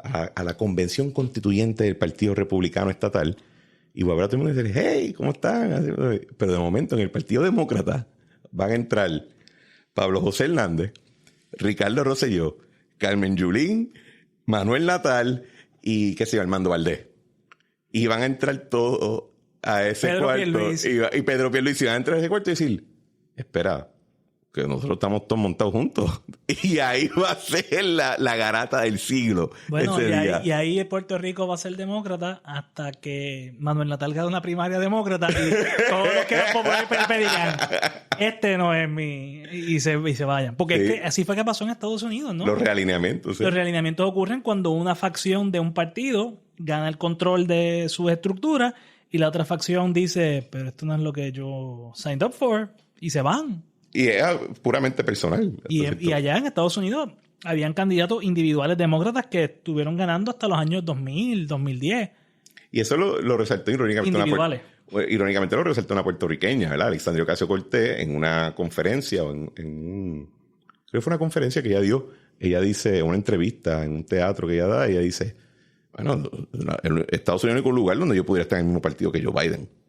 O Joe Manchin, ¿verdad? Y ahora, hasta cierto punto, hay que ver cómo se desarrolla eso. Pero ese es las coaliciones se crean Pero cuando hay un cambio político, hay un realineamiento natural. Dice que el proyecto común nunca va a haber porque hay unas diferencias fundamentales. Pueden haber cosas en las que hay un consenso. Y eso no es malo. Que no es lo mismo que tener un proyecto común. Que no es lo mismo proyecto común. Es un consenso sobre un tema. Por ejemplo, ustedes lograron un consenso con Batia de la energía eléctrica. Exacto. Pero muchos populares se opusieron. Y en los charter schools, por ejemplo, también. Y muchos populares se opusieron. Y yo apuesto que Batia perdió la primaria por lo de energía.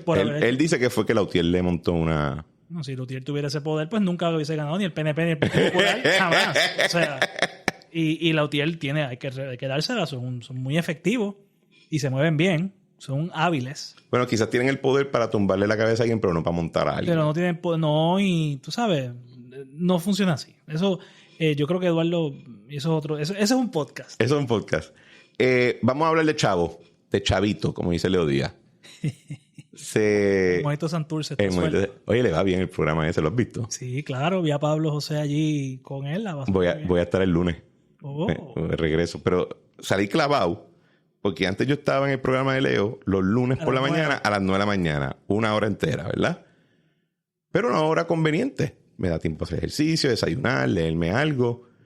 Ahora voy a las 7:30 por media hora. O sea, salí clavado. No. Pero eso es prime time. Eso es prime time. Sí, en televisión mañanera. Sí, prime time. Bueno, pues te aviso. Tú vas a tener la gente 60 plus viéndote de tempranito. Those are my people. Con el café en mano y el país en el corazón, como dirían el mato. Y con el monito de Santurce al lado. Yo tengo que decirte que el monito le quedó bueno. A mí Leo... ¿Ves? Ese es un ejemplo. Leo tiene muchos amigos populares y tú no lo pensarías. E independentista. Bueno, Denis Ismael, que fue para allá y son panas. El papá de Leo era popular y murió popular. Y hemos tenido esta conversación. Leo me dice, mi papá murió, votaba por mí porque era su hijo, pero él murió popular. Muñoz Marín me puso zapatos. O sea, que a veces uno no se da cuenta de que muchas personas... O sea, es difícil odiar a los populares cuando tu papá es popular. Sí. En mi familia no había ese problema porque todo el mundo era popular. Pero también es porque en esa generación ser PNP era ser rebelde.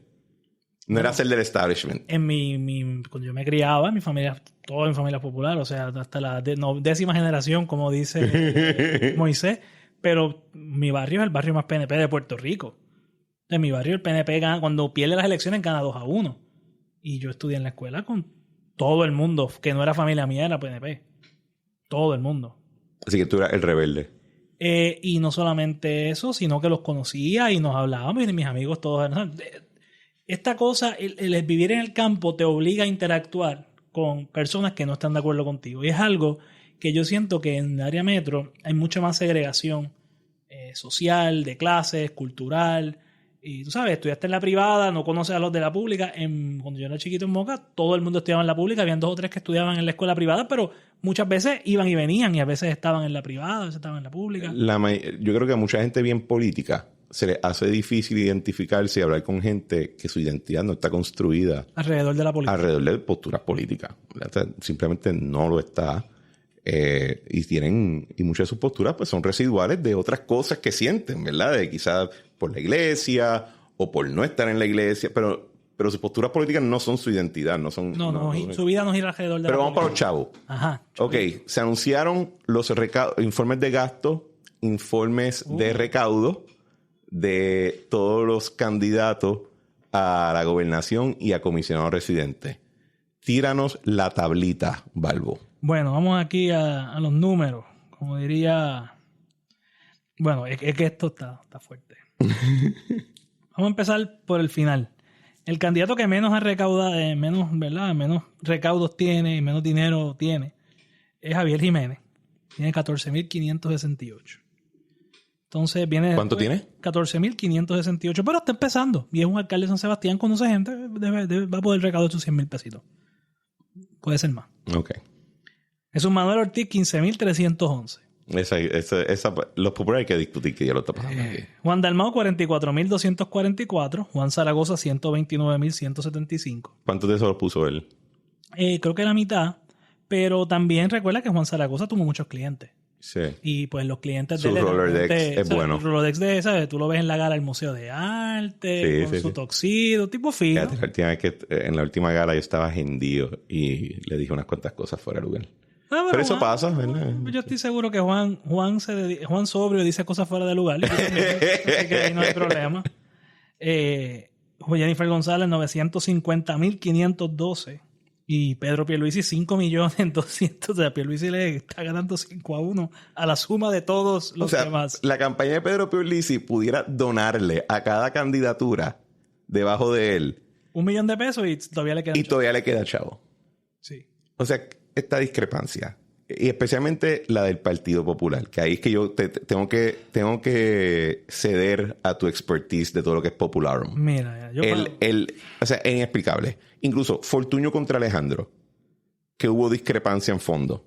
¿Cuánto fue al final la discrepancia? Al final, bueno, las campañas fueron parejas. Lo que pasa es que Fortuño logró recaudar mucho más dinero en PACs y terminó pautando mucho más. Pero sí, o sea, este desnivel en recaudo entre populares internamente y contra los demás, alguien tiene que explicarlo. Y ahí es que vienes tú. Bueno, vamos a empezar por cómo Pierluisi ha levantado los chavos. No. La pregunta no es cómo ha levantado los chavos Pierluisi. La pregunta es cómo no han levantado los chavos los populares. Te estoy tratando de enfocar, papá. No quiero que me cambie el tema. No, es que Pierluisi tiene razón en cómo lo hace. O sea, Pierluisi, vamos a hacer como se hacen las cosas y como no se hacen las cosas. Pedro Pierluisi, desde el primer día, levantando dinero, manteniendo sus relaciones. La mayor parte de la gente que da una chava en campaña en política, la verdad real, la inmensa mayoría, lo hacen porque les dan atención, los invitan a algo, se van envolviendo. Vente para este almuercito, vente para esto, vente para aquello. El gobernador va ven el gobernador los trata bien, los saluda, les conoce por su nombre. ¿Cómo estás, Cristian? Qué bueno saludarte. Y de repente se van embollando porque es que la política es una actividad que es como en las iglesias. Tú ves la gente no empieza siendo catequista a los 5 años de cabeza. La gente empieza poco a poco, van a la iglesia, tienen un amigo, la mamá va mucho, la vecina, se van envolviendo, llevan galletitas y el día que menos pensado están haciendo retiros de una semana en Schoenstatt. O sea, whatever. La política es así. Entonces, Pedro Pierluisi ha corrido varias elecciones a nivel isla del 2008. Él ha tenido una red de donantes que ha cultivado por 20 años, que él les ha resuelto situaciones, ha ayudado, qué sé yo, a un hijo a que lo nombren a West Point, como gente que yo conozco que son populares, pero el tipo ayudó al nieto y pues cuando los llaman pues no le dicen que no.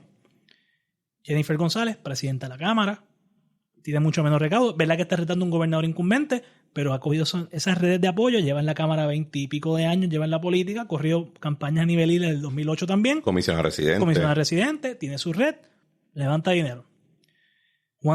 ¿Qué pasa? Cuando tú llevas mucho tiempo en la política, esas redes existen. El PNP en eso ha sido hábil y además ayuda a que tu partido esté en el poder porque tus amigos pues tienen contratos y cosas, pues eso ayuda. El Partido Popular. Más que también dentro de la red que tú mencionas, creo que se incluyen personas que esa es su capacidad para el partido. They're good at raising money. Sí. Y esa gente siguen siendo las mismas. Y son las mismas desde tiempos de Rosselló y tú los ves y llevan toda la vida en eso y empezaron jóvenes y ya. Y nadie... Tenemos un amigo que lleva en esto desde los 90 que queremos mucho y tú no sabes, tú lo ves por ahí, nunca nadie sabe quién, anda por ahí por la vida, pero le gusta hacer eso y le apasiona y lo hace. Bueno, José Carrión III, que viene a prominencia cuando sale a presidente en la Junta, es un booster de hace... décadas. Exacto. Desde los tiempos de Romero, probablemente, finales de Romero. No, yo creo que era muy joven para eso, pero quizás su papá. Está bien, pero mira, Andy Guillemard. Vamos a usar un ejemplo de Andy Guillemard. El papá de Andy estaba recaudando chavos para García Méndez en los 60. Exacto. ¿Sabes? Muchas de estas personas llevan... Oye, Andy, pues obviamente ahora es el cuñado del gobernador, etcétera. Pero Andy lleva haciendo eso 60, 70 años. Y le recaudaba a todo el mundo. A todo el mundo, incluyendo a Jennifer. Que eso es lo que él dice en la entrevista en Noti1, que estuvo buenísima, el tiroteo. ¿Qué pasa en el Partido Popular? El Partido Popular tienes 2 retos. Primer reto. Juan Zaragoza es una persona que tuvo muchos clientes, pero no tiene una organización política. Es un principiante en esto y no tiene un equipo de gente que se dedica a la política. Tiene mucha gente que sabe de política, que lo apoya y lo ayuda. Y le dice, Juan, puedes hacer esto, puedes hacer aquello, pero no tiene los operativos que están activos. Él no tiene una corte de gente. No, él tiene muchos operativos que están semi-retirados y que han estado en muchas campañas. Le dicen, Juan, tú puedes hacer esto, le dan ideas, pero en la ejecución él no tiene todavía ese engranaje. Jesús Manuel, que viene del mundo de los operativos porque fue secretario de prensa, ha estado en muchas campañas, trabajó en Fortaleza, tuvo posiciones de realce al final del cuatrienio de García Padilla. Jesús tiene un problema, que es que Jesús su experiencia política ha sido más mediática. Y pues obviamente cuando tú eres un legislador por acumulación, la parte mediática es bien importante, porque la parte mediática es lo que te lleva a ser electo. O sea, que la gente sepa quién tú eres es el primer paso. Si la gente no sabe quién tú eres, ni te va a donar chavo, ni te va a votar por ti, etc. Pero Jesús nunca ha tenido la experiencia de recaudar fondos. Eso no ha sido su fuerte ha sido mediático. ¿Qué pasa? Que en la medida en que él pierde su carrera a la presidencia de la Cámara contra Tatito, pues la estructura de gente que donaría chavo a un legislador dice, Tatito está en el otro lado, no voy a estarle ayudando al tipo que perdió la presidencia de la Cámara. Eso le creó un daño. Y eso creó como un ambiente, no quiero decirle tensión, porque no es tensión. Yo creo que creó un poco de, bueno, pues no voy a, como no me va bien en eso y eso no es mi fuerte, pues no lo voy a manejar, no lo voy a atender. Cuando él gana la primaria del Partido Popular y se da cuenta que tiene que recaudar chavos para el Partido Popular y para él, pues el tipo dice, pues yo gané esta presidencia diciendo que voy a poner el partido en posición de ganar, pues yo no puedo levantar chavos para mí, mi poder de convocatoria lo tengo que usar para el partido. Y eso es lo que ha hecho. El Partido Popular ha recaudado un buen dinero. ¿Cuánto ha recaudado el partido? Yo creo que tiene que estar llegando a los 200,000. ¿Y ha sido a fuerza de él? Ha sido a fuerza de él, y obviamente gente institucional que en el partido, pero él la gente que puede tocar y le ha pedido ayuda, pues la realidad es que se ha enfocado más en el partido. Yo creo Error garrafal. Pero ¿qué pasa? Que tú tienes que también trabajar para ti. Exacto. Y yo creo que él ha desatendido eso precisamente porque no le es natural pedir. No le es natural decirle a la gente, necesito tu ayuda. Y en esto tú tienes que pedir y tienes que pasar trabajo y es fajón. Y él lo está haciendo, pero... Pablo José, ¿cuánto ha recaudado? Pablo José tiene que estar llegando al $500,000. Pero Pablo José lleva cultivando muchas de esas relaciones mucho tiempo y entonces le han metido un énfasis fuerte a eso porque sabe que que es lo que iba. La recaudación de fondos depende de relaciones. Y eso es igual que buscar clientes como abogados. O sea, tú y yo somos abogados, tenemos que buscar clientes. No, bien poca gente llega a un cold call, te llaman y dicen, sobrino, necesito un abogado. Yo opero por referido. Tú operas por referido o por referencia, que alguien dice, mira, sobrino me resolvió un problema bien brutal, o me hizo una escritura en una transacción complicada, o es mi pana, o lo conozco, y me hizo una affidavit y pues me seguí. De la forma que sea. No todo empieza de millones. A veces empieza de 20 pesos una affidavit. ¿Qué pasa? Que Jesús se le está haciendo tarde empezar ese proceso. Y en la medida en que ese proceso toma tiempo de profundizar la relación, y pues tú tienes dos opciones. O le metes más esfuerzo todavía para acelerar la construcción de esas relaciones, o abres las puertas y buscas más gente que entre y buscar gente nueva. Y ambas son bien difíciles porque el PNP está en el poder. La gente que naturalmente tiene dinero, pues va a gravitar hacia el gobernador incumbente. Así que Jesús tiene un reto en el fundraising. Lo que pasa es que Zaragoza no ha levantado tanto dinero como para que haga una diferencia sustancial en la primaria. Porque tú sabes, 100,000 pesos más o 100,000 pesos menos, nadie pierde por 100,000 pesos, más o menos. ¿Qué pasa? En la primaria del PNP, que podemos ir eso ahora, ahí sí hace diferencia. Quería hacer una nota sobre los recaudos del PIB. El PIB está recaudando para el partido. Para el partido, porque el partido le paga un salario a Juan Dalmau. O sea, él tiene un salario como presidente del PIB. Y, pues, lamentablemente, muchos de los donativos que recibe el PIB son de cuotas que le piden a los empleados, que, ¿verdad? Y ellos dirán que no son cuotas, y yo no tengo evidencia de que son cuotas, pero tú ves la lista de los donantes y ves la lista de los empleados de la Comisión Estatal de Elecciones y de la legislatura, y pues tú sabes que les dicen, mira, no te estoy diciendo que te vamos a votar, pero ayuda. No estoy haciendo esa acusación. Es que no hay que ni ofrecer el palo, simplemente. Tú dices, mira, necesito que, y mucho, tú lo ves que son a la misma fecha, muy corridito. Esa es la vieja política, hacía eso muchísimo, ¿no? En los tiempos de Doña Fela y... Bueno, eso es lo que Pepe Triamonge decía, que él rehusó caer en esa dinámica en su agencia. Bueno, pero el Departamento de Justicia... Sure. él brindaba de otras maneras. Pues nada, la cosa es que el PNP, una campaña de 900,000 pesos versus 5 millones, 4 millones de pesos de diferencia, se notan. Y que está gastando más de lo que está ingresando. Sí, Jennifer gastó 200,000 pesos y levantó 100. Es que hay un problema. Eso que tienes 900 en la caja, vas restando. Y mientras el gobernador levanta 900 y gasta 100. Entonces, pues está sumando, bueno, levantó 1 millón. O sea que va, la brecha entre Jennifer y Pierluisi sigue creciendo en términos de recaudo. Y uno dice, bueno, pero es que al final el dinero no importa. Bueno, la pauta televisiva sí importa. Te voy a dar un ejemplo bien, bien bobo. El otro día estaba hablando con un amigo que es candidato a un puesto político y me dice, esta semana estuve en tantos shows. Ok. ¡Pam! Y me dice, ¿cuánto es el rating de esos números? ¿Cuánto es los gross ratings points? ¿No? ¿Cuánto yo saqué aquí? Yo más o menos dije, pues mira, generosamente vamos a poner 500. 500 puntos de rating. El tipo estuvo como 20 veces en televisión esa semana. Si tú tienes 100,000 pesos en dinero, 100,000 pesos en anuncios de rate de candidato, vas a tener el doble. O sea que imagínate la fuerza de la pauta en televisión. Al final, sobre todo de una campaña, apabulla cualquier esfuerzo que tú hagas de salir, porque el canal de televisión no va a tenerte de gratis todo el día allí sentado hablando.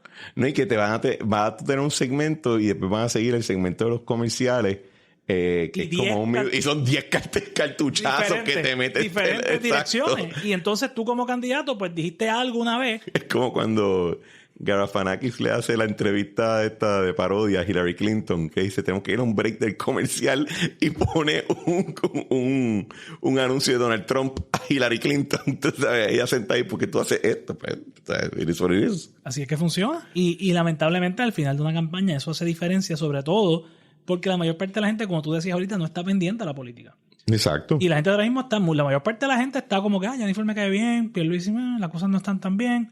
Cuando llega el momento de votar y la gente empieza a prestar atención, la información nueva, hay muchas cosas, ejemplo, Ricky Rosselló versus Pedro Pierluisi. Un montón de las cosas que hicieron que Pierluisi cerrara la brecha al final eran cosas que tú y yo sabíamos de antes, que Ricky, sí, cosas sobre Ricky o sobre Pedro que se sabían. Pero al final, cuando la gente dice, espérate, pero este muchacho nunca ha tenido X. Y cuando empiezan a ponértela al frente, es como que, es que la gente empieza a considerarlo. Versus antes, que era Ricky me cae bien. Exacto. Y a Jennifer yo creo que le ha afectado un poco ese factor de que ella cae súper bien, pero tiene números brutales. O sea, Jennifer, la gente popular, loca con ella, gente de todos los partidos, les cae bien.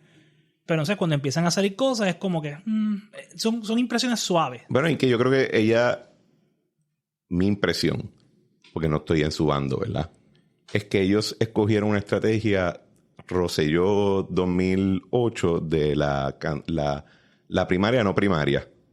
Entonces no viene a montar la estructura y la infraestructura que la rodea hasta el final, porque jurabas que iba a haber una volcada masiva del partido a tu favor y que entonces pues todo eso te iba a caer por carambola.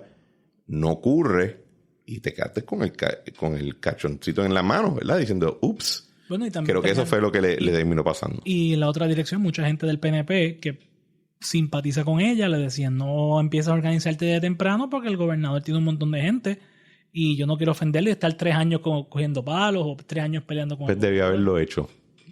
Porque cuando estás en una primaria contra incumbente, esto es guerrilla. No es... Yo creo que el problema fundamental es que retar un incumbente... Oye, ella no está descartada para nada, que no nos malinterpreten. Nada, pero retar un incumbente siempre es difícil. Es demasiado difícil.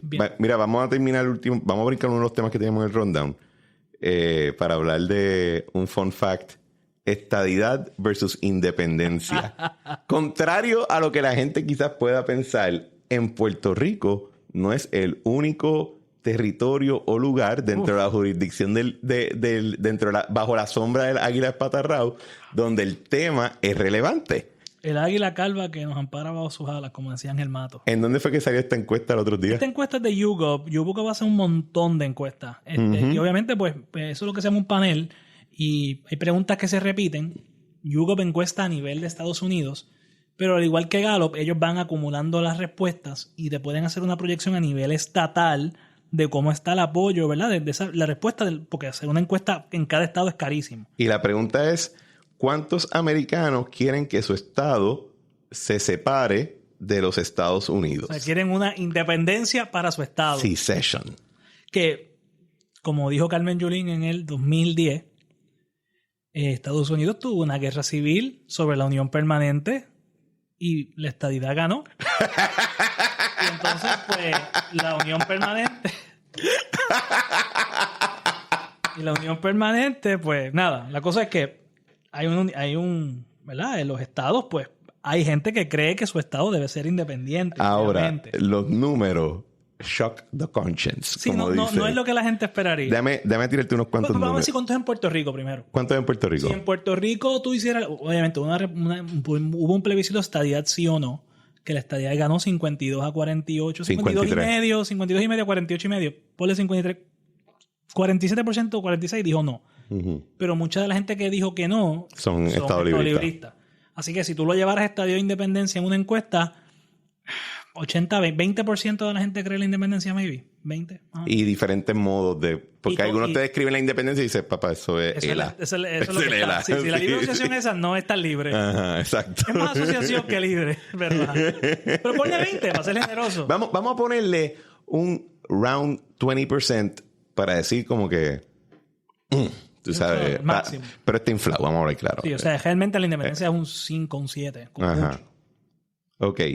Ahora vamos a comparar con nuestros co-ciudadanos continentales. Bueno, y hay uno que no es continental que hay que mencionar. Bueno, el que a mí me chocó fue Alaska. 36% de los encuestados en Alaska quieren irse de la Unión y vivir de su petróleo.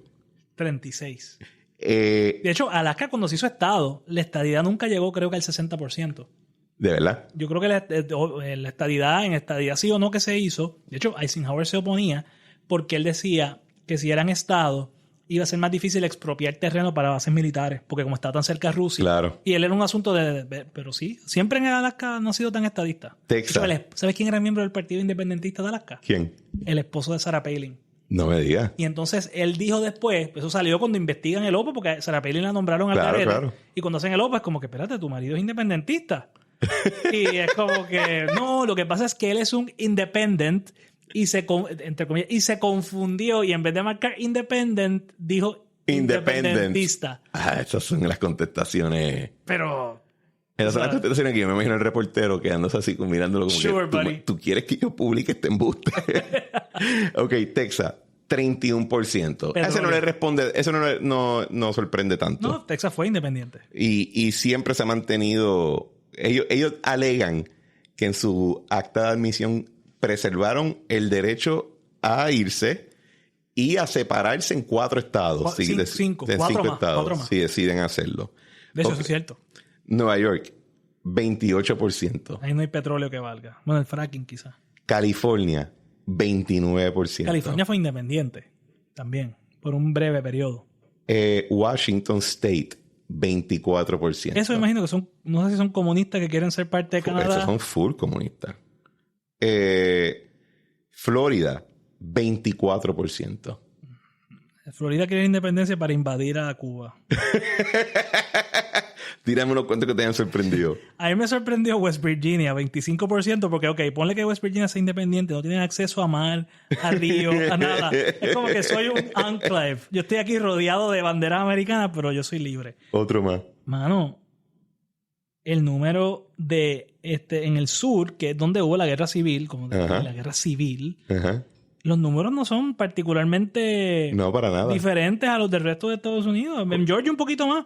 Si acaso, el patrón que veo es que los estados más pequeños tienen menos independentistas. Cuando eres el objeto del War of Northern Aggression, como ellos le decían hasta recientemente, pues cogiste la pela ya. The War Between the States. Exacto. El número más bajito para mí me sorprendió. ¿Cuál?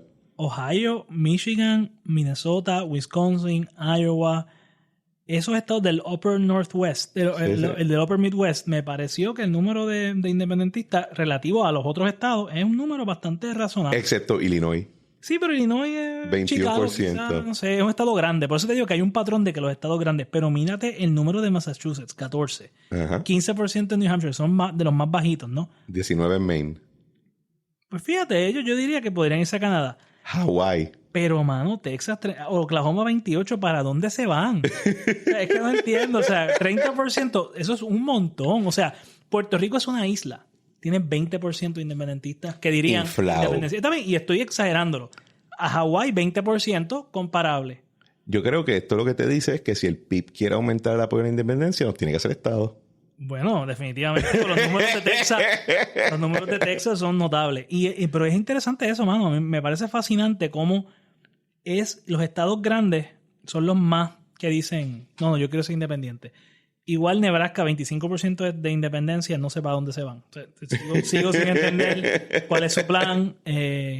No entiendo. Pero no, ellos tendrán sus razones. Yo creo que al final del día, la polarización política en Estados Unidos es...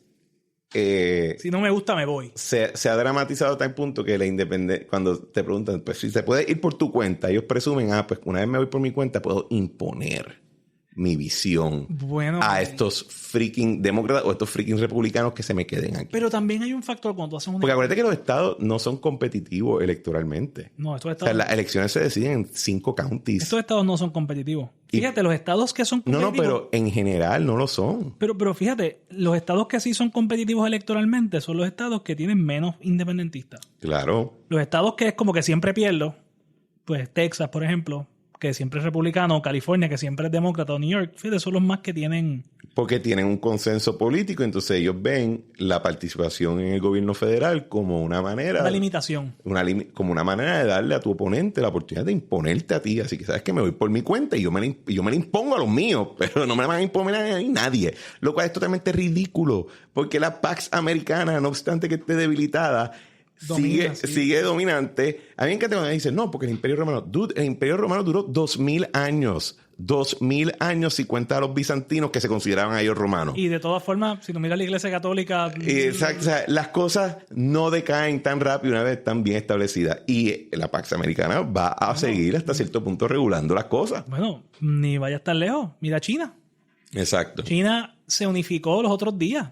Hace menos de 100 años se volvió a unificar como un ente en los años 40. So, Estados Unidos tiene 250 años, tampoco es tan poquito. ¿Sabes?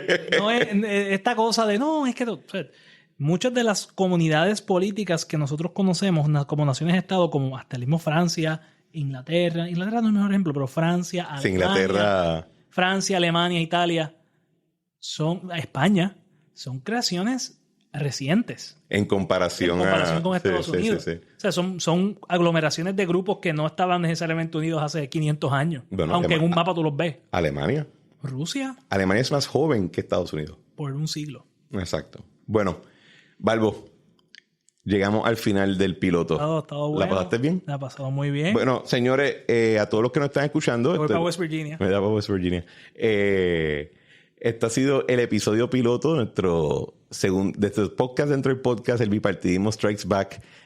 Vamos a estar volviendo toda la semana en el feed de La Trinchera con Cristian Sobrino, disponible en Spotify, Apple Podcast y en todas las plataformas. Les voy a pedir un favor. Si les gustó o no les gustó o tienen sugerencias o hay cosas que quisieran ver, me encantaría que en la sección de Q&A en Spotify o en la sección de los comentarios en YouTube nos escriban sus sugerencias, sus comentarios para poder implementarlo, porque al final del día lo que queremos es un show que sea divertido y que ustedes se lo gocen para discutir todas las vicisitudes de nuestra política electoral. Nos vemos en la próxima.